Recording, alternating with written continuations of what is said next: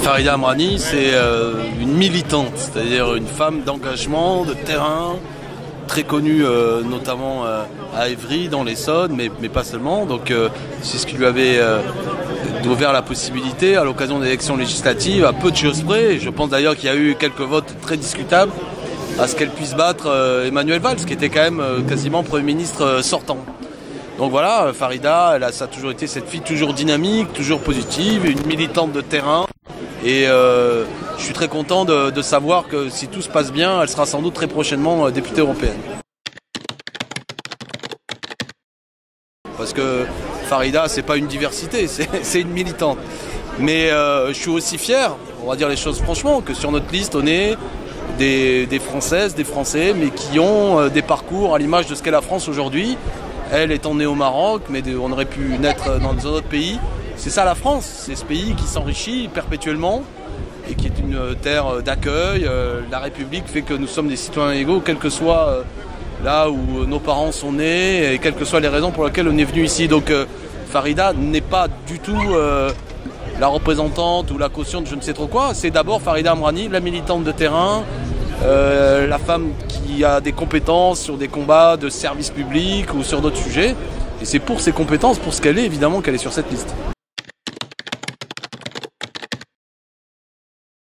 Voilà, je pense que faut pas avoir la tête au sondage, mais on les regarde évidemment.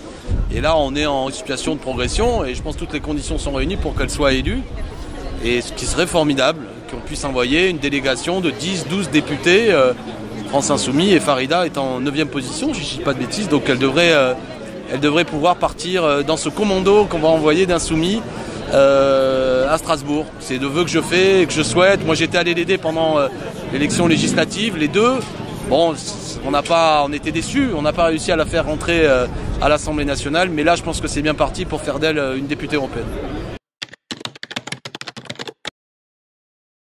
Oui, je pense qu'il y a eu des façons, même les différents... le Conseil d'État a établi qu'il y avait des signatures d'électeurs qui étaient très très discutables. Tous les moyens avaient été mis en œuvre pour que Manuel Valls puisse l'emporter.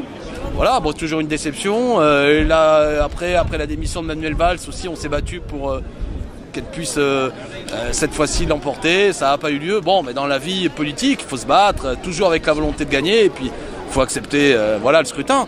C'est pas grave, là il y a à nouveau une possibilité pour elle de pouvoir exercer un beau mandat et d'être pour la France Insoumise un plus, parce qu'elle a de l'énergie, elle a de l'intelligence et c'est une femme respectée, tous ceux qui la connaissent l'apprécient beaucoup. Donc vraiment, ça devrait bien se passer, mais il faut travailler, on est à 15 jours du vote, il n'y a rien de fait.